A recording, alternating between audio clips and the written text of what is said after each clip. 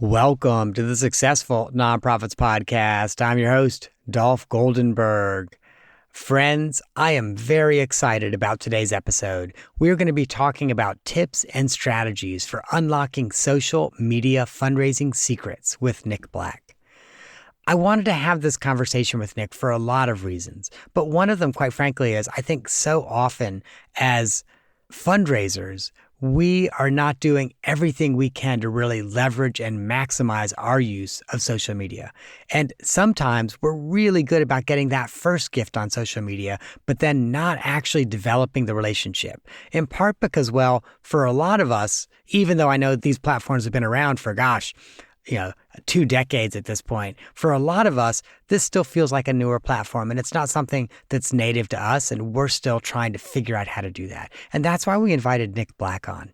Nick is a combat veteran who founded the nonprofit Stop Soldier Suicide and also the company Good United. And Good United is a conversational messaging platform for social media. Now, friends, if you know me, you know that I am a power user of LinkedIn, and I found myself really drawn in to many of Nick's posts on LinkedIn. Everything from outlining what we can learn from political fundraising to telling a board member they should consider 40% staff raises instead of 4% staff raises. And also, by the way, one of my favorite was the way he responded to a for-profit consultant who was interested in transitioning to the nonprofit sector as a more laid-back career. And he essentially said, don't do anyone the favor. So I was really drawn in by his LinkedIn post and frankly made me even more excited about the conversation we're about to have. And after I got done on his LinkedIn profile, I spent some time at his company's website, Good United, and became even more interested in the way he's building the company. Specifically, part of what I got so very interested in was the way he's outlining values for all team members and, like our much smaller nonprofits, offering unlimited PTO with a mandatory minimum. So Nick is definitely a genuine thought leader in this sector and this space, and we wanted to spend some time with him today. Hey, Nick, welcome to the podcast. Dolph, thanks for having me. It's a pleasure to be here. Well, again, I'm so excited that you're here, and I thought a good way for us to start this conversation would be for us to take a look at both Stop Soldier Suicide and Good United, because I noticed that you started the nonprofit Stop Soldier Suicide first and Good United second, but I have a feeling these two milestones are related to each other.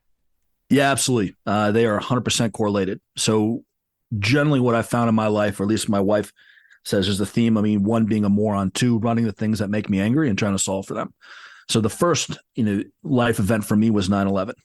9/11 was a catalyst for me wanting to join the military. I ended up joining after college. I became an Army officer, airborne ranger, qualified 107th Airborne. I spent 27 months on the border of Pakistan. And my first 15-month deployment, 2007, was pretty chaotic. We were in a fight every single day, whether we're getting rocketed or mortared or in small arms fight. And after 15 months, all 120 of my guys came home. And it was a big deal. There was 8 other companies of 120 men, and every other company had lost someone. I think total in our unit, we had 45 killed in action, but also, the kind of the intensity of the conflict with 3 Medal of Honor winners, a lot of Distinguished Service Crosses, just an incredible amount of awards. The reason why I bring that up is that after 15 months, 2 weeks after we came home, one of my soldiers took his own life. So I don't really know what to do with that. I dedicated my 20s to closing with and destroying the guys that brought down the Twin Towers. And I went through all the training, everything I could to position myself to be able to do that. I went back to Afghanistan and learned that halfway through from a buddy of mine from undergrad that we've lost more service men and women to suicide than the enemy. So I still don't know how to reconcile that. And I have to think about it. It pisses me off to this day. Whenever I mention it, I just immediately, like right now, I'm getting fired up just thinking about it. So I never, ever, ever thought I'd be involved with nonprofits. No one in my life said, you know what, Nick, you're a nonprofit guy. I can see you handing out soup, right? Like this is your thing. I care about the problem. So I made the decision to get out of the military. I took the GMAT in Afghanistan, bombed it, but applied to business schools. Got into University of North Carolina, Chapel Hill, but along the way started a nonprofit called Stop Soldier Suicide. As through that, I worked every single aspect of the organization, from finance to executive director to fundraising. And fundraising really made me angry. I had no idea what to expect in starting a nonprofit, but I did not expect it to be that hard. So I've got to stop here and ask, why did fundraising make you angry? Because I went to a billionaire's house and he gave me $100. I threw a wine tasting event in Northern Virginia overlooking DC. My family and I sold out every contact we had, every connection to be able to put this thing together. I think we made 40 grand. I think it cost 20 grand. I'll never forget my dad coming up to me at the end and saying, whatever you made, I'll just write you a check and never want to do it again. Wow. I got an email from a soldier of mine who didn't have a pot to piss in, and he gave $50. And he sent me a note saying, hey, sir, I don't expect anything, but did you get my gift? And it was that moment where it really triggered me to realize that I was focusing on high net worth individuals because that's the only capacity that I had. And the average donor, my soldiers, my friends, were getting the world's worst experience or no experience. And that to me was what set me off to co-found Good United with my business partner, Jeremy Berman. On one hand, I know how to build a relationship with and be able to get a high net worth individual to make a gift to Stop Source Suicide or another organization. So why can't we use technology to take that experience and apply it to everyone? And that's where the foundation of Good United has been. And that's what we've been working on for the last 8 years. So that's a great jumping off point for us to ask that question. How do we use technology to get everyone to make that $50 gift? Yeah, so there's two pieces, kind of the thesis behind Good United. And, what I tell people is that I don't know what to do, but I have a PhD at what not to do. So the first 4.5 years was an absolute dumpster fire of trying to build an organization. But as many people have told me in my life, I'm a really bad quitter. What we found out was two things. The first thing is that people want to engage where they spend time. They want to make a gift where they spend time. They want to follow up where they spend time. I don't know about you. I don't know what Stop Source Suicide website looks like. I've yet to meet any individual that has been to a nonprofit website in any time recently. Zero. Because they're not that fun, right? The content put out Stop Source Suicide is not engaging. However, where I am at is in LinkedIn, like you mentioned, or Facebook, or Instagram, or Twitter. That's also where I'm engaging, communicating with organizations that I care about. So one, let's enable people to meet them where they're at. Two, the technology has come about as conversational messaging. So conversational messaging through Good United enables organizations to, at the simplest point, ask someone why they made that gift. For an example, I was in the Army. Don't send me stuff about the Navy. That's fair. But how are you going to do that at scale? So conversational messaging allows us to take unstructured data, turn in structured data to prompt that next message. So in the simplest sense, we can call for and receive any information that we want, and we ask questions to get the information of how do we follow up. Good United enables an organization to ask why you gave, why you started that fundraiser, and more importantly, what do you want to do next? And the most powerful thing about the technology that we're building is not people saying yes. It's people saying, you know what? I don't want to make a gift, but here's the thing that I do want to do, whether I want to share content or I want to host a fundraiser or I want to do something else, right? And so we have to meet people where we're at. And oftentimes what I found in nonprofit world after a decade is that it's one size fits none. We hammer everyone with the same ask, and we're astonished how it doesn't work. Yeah, I'll tell you, I like that phrase, one size fits none. I want to take a step back, though, because you said something that I found really interesting. And you said, hey, look, I don't go to nonprofit websites. I don't know people who go to nonprofit websites. I will say in preparation for our conversation today, I did go to stopsoldiersuicide.org. So I have a question for you because you have a beautiful website, and it certainly appears to be a website that cost more than $1 or $2 to build. Lots of money. So here's my question for you. Help me understand the investment in that website. If you're like, yeah, that's not where people are going. We're not about web. Well, I think you have to have a website, right? Because many people Google. When you get people at the bottom of the funnel, they're looking for those terms and they want to have validity in your cause. But the simple math is that we have 700,000 people engaged with us on Facebook. And maybe 1/10 of that they give with just on a monthly basis on our website. Wow. Okay. We have at least 50x more revenue through social than we do on our website. And what's even more confounding to me is that organizations spend money on ads to go to where people spend time, to get them to click, to ask them to leave, to go to where they don't want to be. It's like me going to your favorite bar and saying, hey, man, you like it here? Oh, I love it here. I go every Friday. Awesome. Listen, I'd love for you to leave the bar. Come with me. I'd love for you to go to a place that you're not going to hang out, but I want you to go through this experience. So I'm going to ask for 20 pieces of information to ask you to give, right? And my promise to you, Dolph, my promise is after that gift, I'm going to give you the world's worst email newsletter. That's my promise. Right. And they're saying like, and my expectation of you to give is a 0. Yeah, that's about right. And like there's this moment I talked to organizations saying, what would it be like if I could access 18,000 people for you today, net new leads? And they say, are you kidding? That's unbelievable. Saying, do you know that you have 18,000 people that follow you on Facebook? We do. Yeah. They're right there. They got one foot in the door, my friend. Let's get them all the way in. Mm-hmm. Right. So like we're building these communities. And what I also think, and I've yet to have anyone debate me on this, is that I don't see that, as we go forward in time, we're going to get more centralized. Generally, what we find is decentralization to technology. I don't think we're going backwards, right? We're going to go on Discord. We're going to go in these niches of the internet and nonprofits, right? And it's a massive opportunity. It's a challenge, but it's an opportunity. How do we find these communities wherever they are that support us, whether it's knitting or gaming or whatever that is, but we're spreading out. We're not getting more centralized through a website. And so I think that's going to be the next challenge of the decade. How do we meet people where they're at? So I love the way you describe that funnel. And I also really love the way it ends for like, and we're going to send you an email newsletter that's really not that good and you're not going to like it.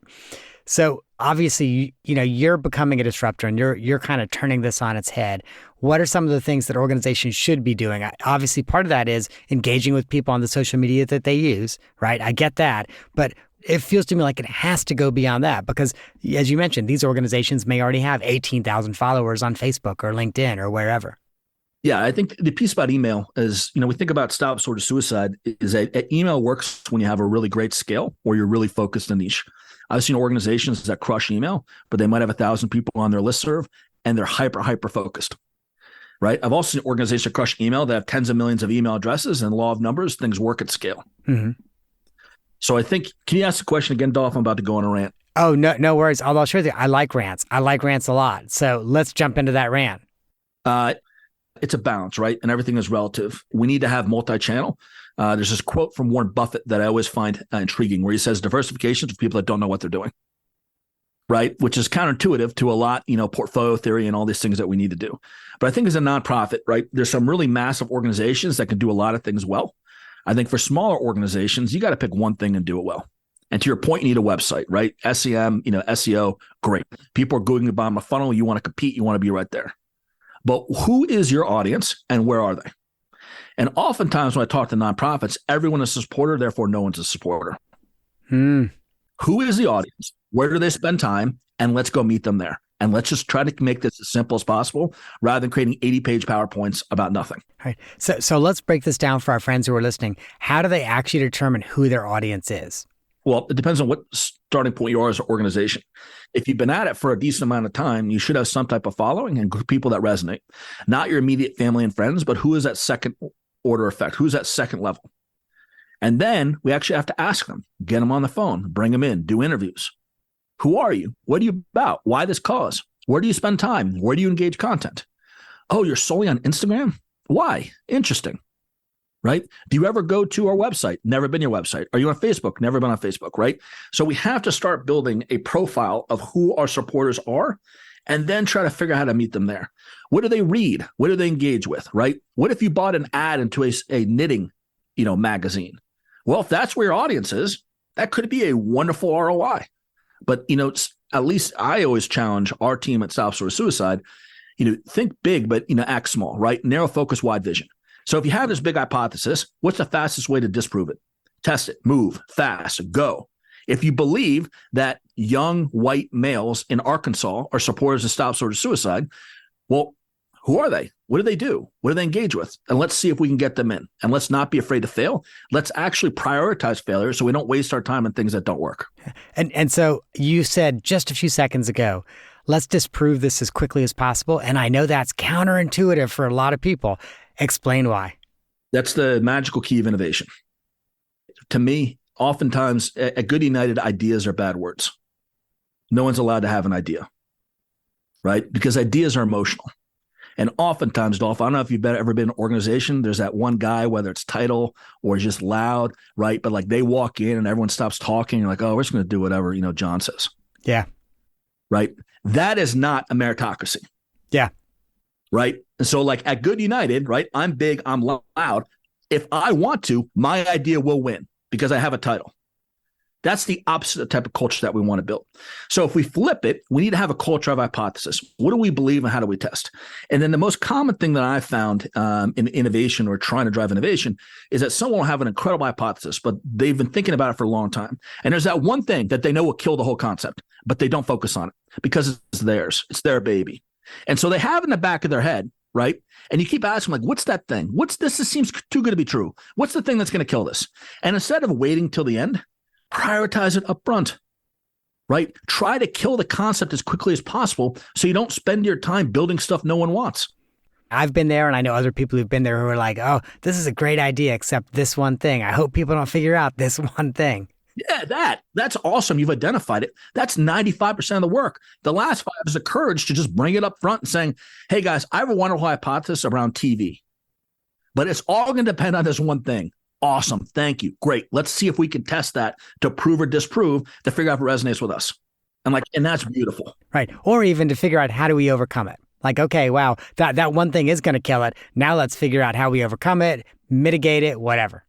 Yeah. I felt like I spent like 80% of, graduate school to just prove something I already knew was right, but I would just do the work to prove it anyways, rather than focusing on the part that was in flux. Yeah.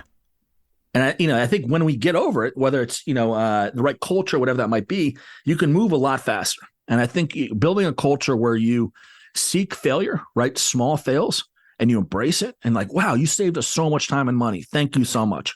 So it does sound like in your model, really, social media fundraising goes beyond just, okay, we're going to spray and pray. We're going to send this out to, 18,000 of our followers and hope that, hey, 18 of them come back and give to us. And you more niche down, like, okay, this person's a Navy vet, this person's an Army vet. And so we're going to treat them differently. Yeah, that's what Good United had to build. So over the last 5 years, we've always believed in conversational messaging being the technology to accomplish our mission. The mission of Good United is democratize the nonprofit sport experience. For me, I'm a moron, right? I want to accomplish the mission. The mission is accomplished for me when my 9-year-old daughter, who doesn't have a dollar, right, feels like she gets a meaningful experience from the organizations that she makes me buy at Christmas when they have those commercials, right? Uh-huh. Like, we're buying the polar bear. Yeah. We're doing the polar bear. We're doing the dog outside, right? How can we build the technology where Anna feels like my daughter feels like she's worth $1 billion? Yeah. Because when we do that, we're going to reimagine everything in this country, in my opinion, with philanthropy. So that's what we're trying to do. And so describe what that looks like. How do you make that $50, $100 donor feel like $1 billion on social media? It's about them, right? And that's the most beautiful part, is that what we built is that we have all these followers in Facebook or in Instagram, whatever it might be. Well, how do we convert those people into in-channel messaging subscribers? And that's really one of the thesis and the building blocks of Good United. Okay, so time out. I don't know what in-channel messaging subscribers means. And by the way, Nick, I know that means I'm old, but so I don't know what that means. I was just talking this morning, and what we're doing is new. It's the same strategies we've used with email, but we're bringing it to a new channel. So we're always trying to test, like, how does this message resonate? How does it get there? So what we're seeing is that a lot of organizations have invested a ton into building community and content and engagement in social channels. What we've seen is that those organizations, while they continue to post where people are, they ask them to leave to go to email or to go to something else. Generally, most people would agree that the most effective way to engage with people is in the channel they spend time. If you make a gift and you go to email, right, you can send them direct mail, but it might not be the most efficient. You probably want to keep them in email. So with these social followers, these social people giving, well, how do we keep them in that channel? And how we keep them in that channel is that if you give in Facebook, we connect you with Facebook Messenger. And so when you become a subscriber, right, it's essentially becoming an email lead, but the same thing in the new channel. So now you're a subscriber to Stop Soldier Suicide in Messenger. And the beautiful part is that these new channels are owned. So they're not like email where you can be in 100 different email services at the same time, right? There's over 90% open rate, over 40% click-through rate. But the challenge is people open what you send them. Therefore, Good United, we need to give you the data to make that message meaningful. You can't just apply the tactics that work in email to messaging, right? Because in email, you change the headline, right? You and I know the tricks. You keep changing the headline until they open. Same body. We're okay with emails that are, kind of vague. In messaging, the expectation is to the point, you know me, what can I do? So you said, okay, It's got a much higher open rate. It's got a much higher click-through rate. Like, how does the message have to be different in messaging, in like social media messaging, than it does in email? It has to be more personalized. So how do we make it more personalized? To be able to ask the right questions, to get the right data, to drive the right insights for follow-up. When's your birthday? Where do you live? Right? What do you want to do? Most powerful question is saying, how would you like to support Stop Source Suicide or any organization in the future? And you get this incredible unstructured data. And so our team is trying to unstructured data say, 18% of people want to do a birthday. This group wants to do recurring giving. This group wants to share a post. We just did a case study on the website at goodunited.io.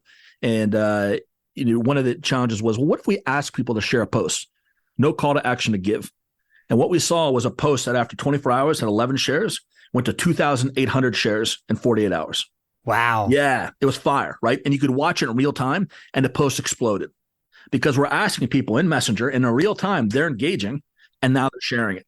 So we think we're adding a net new channel to organizations to monetize the communities they've been building for over a decade or 2 decades, as you said. So for me, it's really exciting days. We built our technology on top of Facebook.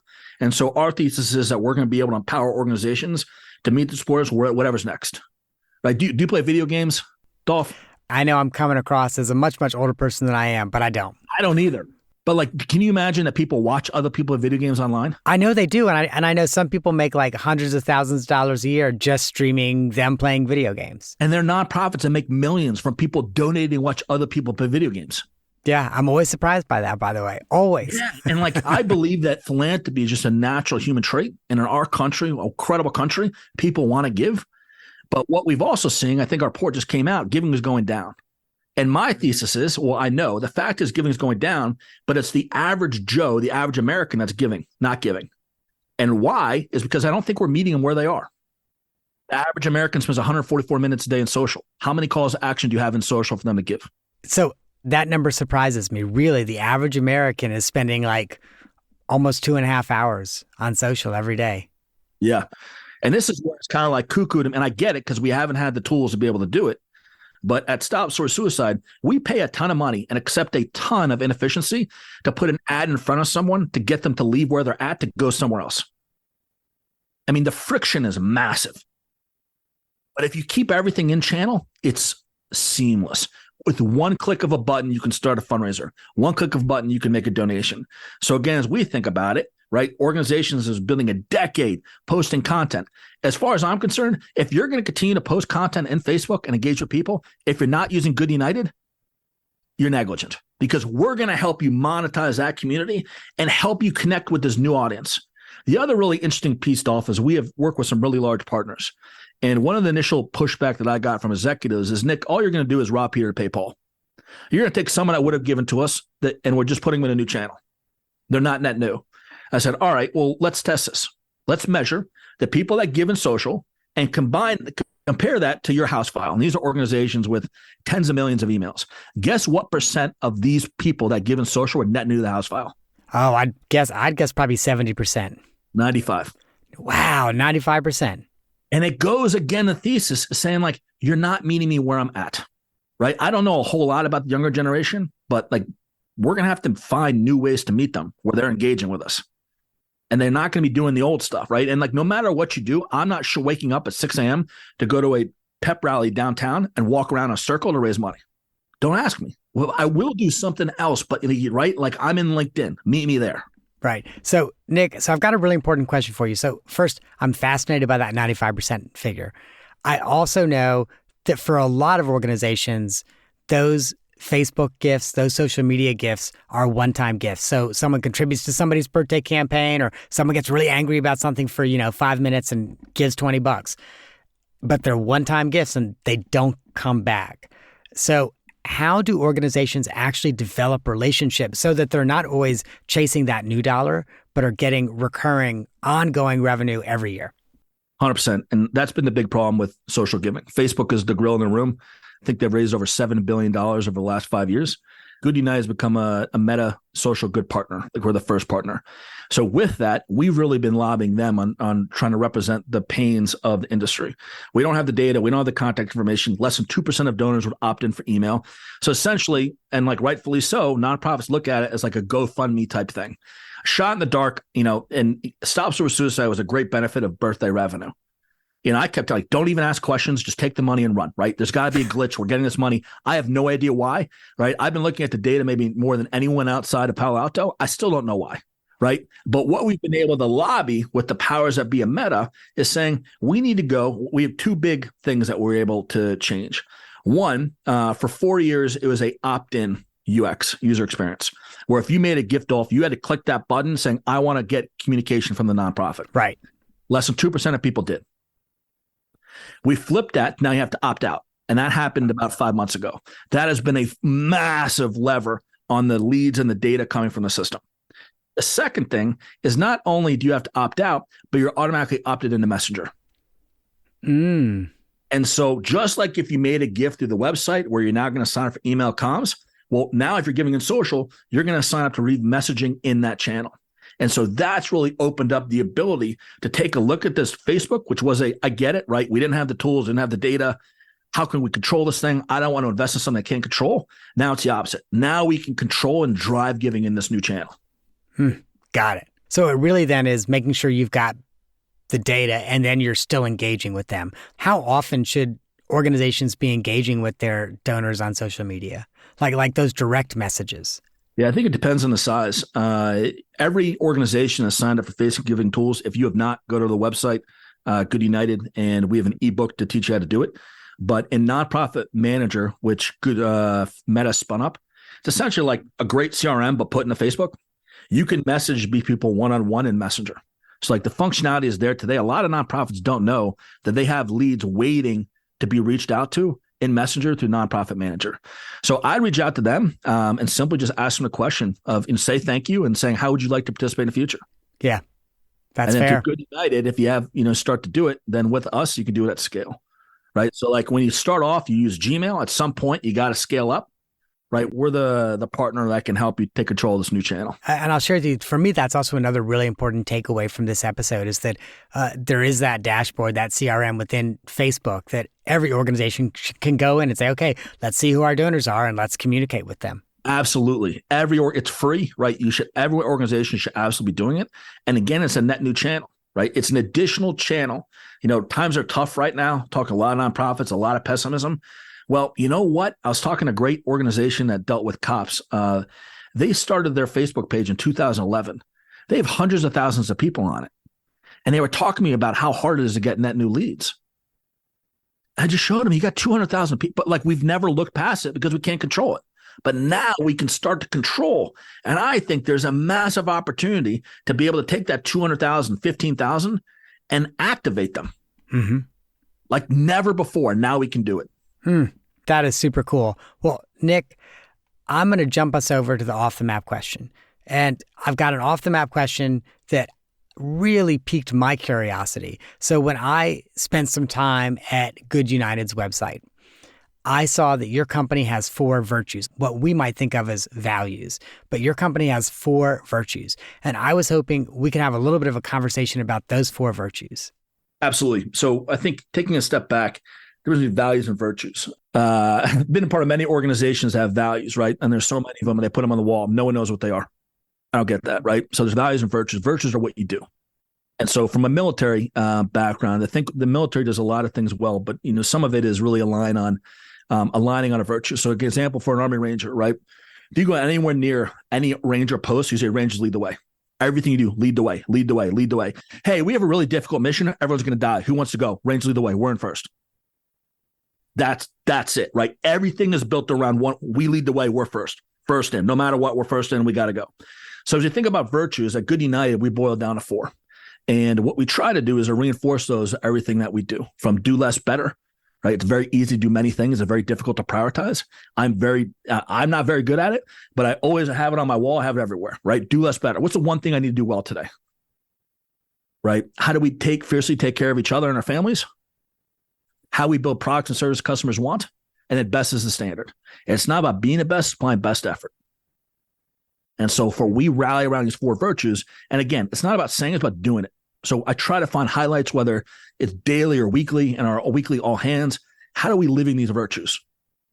How are we being about it, not talking about it? Because there's nothing to me more demotivating than a bunch of values that you have to like learn in onboarding and then they never come back. I'd rather have just one thing of like, what are we?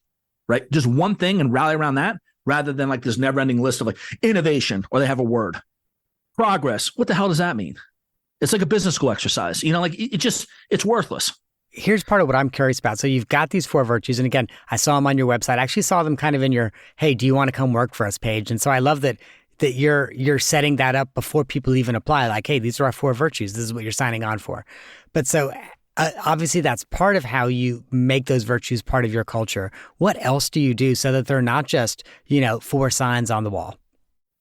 We try to weave it into everything that we do, from again, daily shout outs to people living the virtues that are nominated, to the weekly all hands. We add into each deck, the meetings, how we start off. We have a long ways to go, but we're trying to figure out how to do that better. We have adopted a hiring process called top grading, which is pretty detailed, and it's all around the virtues. So we're learning how to actually vet for those up front. That's been super valuable to going through that process. And, the longer I get in this, the older I get, the more I realize that simplicity is beauty. And like, it just like my whole life, I felt like complexity was like the way through school. And then you just see there in like great organizations, man, it's simple. They just get it down to be simple. They get it down to like what you're about, make it simple, and then get good people. And that's something I'm striving to do as well. And so last question on this, how do you vet for those virtues up front? Through the top grading, they teach you the types of questions to ask. And one of the big pieces was previous experience as an indicator of future as well. So it's really about how do you find the experiences where those virtues were at play. I was never smart enough to procrastinate in school. Like I've never done an all-nighter. I just don't care maybe, or I'm not there. Right. So like, how do you start the example? You have 15 things going on. How do you prioritize? Why'd you prioritize? And we've been through a lot of wonderful consultants that helped us to ask the right questions and know what to look for. Okay. That's certainly fair. And I don't really know. So like, we're trying to figure it out. But the strange thing for me from a military piece, in the military, there's literally a score system on your deployability. And within that, there's also lethality score, right? Like your unit, how lethal are you? And they measure it. And everything about HR was to make you and empower you to be as lethal as possible. How's your mental health? How's your physical health, right? Or can you run? Can you push up? Social health, right? And seemingly somehow in HR, it should be the most important thing that we do to empower humans. And now, I don't know, I can go on a rant about this too, but everything's about like building like ceilings on them, right? How do we start to empower? Is it mental health? Is it, having Gator? I don't know what it is, but like we got to rethink that piece, and we're trying to do that Good United. Nick, thank you. I am so grateful that you came on today. You and I could probably talk for another 30 minutes, but we typically try to keep the podcast down to about 35, 40 minutes or so. This has been a great conversation. Thank you so much. And my friends, if you want to know more about either Good United or Stop Soldier Suicide, you can find Good United at goodunited.io. And definitely worth your while to check them out for a lot of reasons. Obviously, maybe you're interested in working with them around social media, but also really worthwhile to check out their Hey, Come Work For Us page. I know I found so much good content at that page that you might want to think about adding some of that type of content to your organization's website. And also want to make sure you know about the nonprofit Stop Soldier Suicide, and you can visit that URL at stopsoldiersuicide.org. And there you can see links to all their socials, so you can see how they're doing social. You can also see links to what they're doing, how you can get involved in your area, etc. Nick, thank you again for coming on. I am so grateful you did. Thank you, sir. I really appreciate it. This has been awesome. All right, friends, if you enjoyed this episode, if it gave you some food for thought, there are 2 other items that I'd like for you to consider. The first is a podcast, and that's episode 55 with Chantel Cleef, Grow Your Nonprofit Social Media. Because if you're growing that social media, you're increasing the base of prospective donors. And the second It's actually not a podcast episode. It's one of our blogs. So it's the blog titled 4 Tips to Launch Your Nonprofit's Digital Advocacy Campaign. Because, I'll share with you, there's a lot of similarities between an advocacy campaign and a fundraising campaign. And so I thought that might be a good blog post for folks to see as well. And we're going to put that on our show notes at successfulnonprofits.com. And if for some reason you don't remember the URLs for Good United or StopSuicide.org, you can also get those at the show notes at successfulnonprofits.com. And my friends, in every episode, I always ask you if you are enjoying this podcast, if it's one that you always look at and say, oh, wow, that's an episode I need to download and listen to. I would appreciate it if you would take a moment and share this episode with someone. It might be a colleague, it might be a board member, it might be a family member, but please just take a minute, hit share on your phone and share this episode with somebody. And if you've already shared, I'd like for you to consider maybe liking the podcast and also writing a review. That, my friends, is our show for the week. I hope that you have gained some insight to help you and your nonprofit thrive. And every week, the lawyers make me say this too. I'm not an accountant, nor am I an attorney.